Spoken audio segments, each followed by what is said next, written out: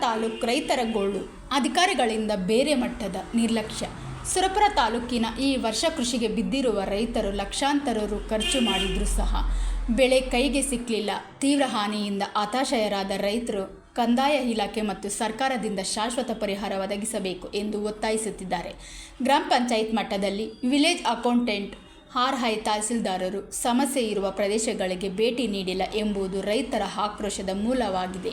ನಮ್ಮ ಬದುಕು ಬೇಲದ ಮೇಲೆ ಇಟ್ಟಿದ್ದೇವೆ, ಆದರೆ ಯಾರಿಗೂ ಕಾಳಜಿ ಇಲ್ಲ ಎಂದು ತೀವ್ರ ಅಭಿಪ್ರಾಯ ವ್ಯಕ್ತವಾಗಿದೆ. ಸರ್ಕಾರ ಹಾಗೂ ಸಂಬಂಧಪಟ್ಟ ಅಧಿಕಾರಿಗಳು ಕೂಡಲೇ ಸ್ಥಳ ಪರಿಶೀಲನೆ ಮಾಡಿ ನಷ್ಟ ಅನುಭವಿಸಿದ ರೈತರಿಗೆ ಶಾಶ್ವತ ಪರಿಹಾರ ನೀಡಬೇಕು ಎಂಬುದು ರೈತರ ಆಗ್ರಹ. Bureau report, ರಾಷ್ಟ್ರಧ್ವನಿ news Kannada. ವರದಿಗಾರರು Hanumantha ದೊರೆ, ಹುಣಸಗಿ. ನಮಸ್ಕಾರ. ನಾ KRS ಪಕ್ಷದ ತಾಲೂಕು ಅಧ್ಯಕ್ಷ ಹನುಮಂತರಾವ್ ದೇಸಾಯಿ ಕರ್ನಾಳ್ ಅಂತೇಳಿ. ಇಲ್ಲಿ ಒಂದು ಹಳ್ಳಿಗೆ ವಿಸಿಟ್ ಕೊಡೋಕೆ ಬಂದಿದ್ದೆ ನಾನು. ರೈತರು ನೋಡಿಬಿಟ್ಟು ತುಂಬ ನನಗೆ ಬೇಜಾರು ಅನ್ನಿಸ್ತು.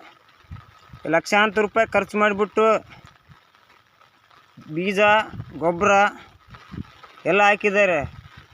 ಕೈಗೆ ಬಂತು ಬಾಯಿಗೆ ಬರಲಾರ್ದಂಗಾಗಿದೆ.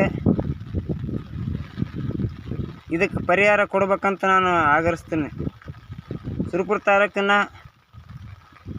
ಕೆಲವು ಹಳ್ಳಿಗಳಲ್ಲಿ ಭಾಳ ಸಮಸ್ಯೆ ಆಗಿದೆ. ಆದ್ರನ್ನ ಒಂದು ಅಧಿಕಾರಿಗಳು ಭೇಟಿ ನೀಡಿಲ್ಲ. ನೋಡ್ಬೋದು ನೀವು ಇಲ್ಲಿ ದೃಶ್ಯದಲ್ಲಿ ಯಾವ ಥರ ನೀರು ಇರ್ತಿದೆ.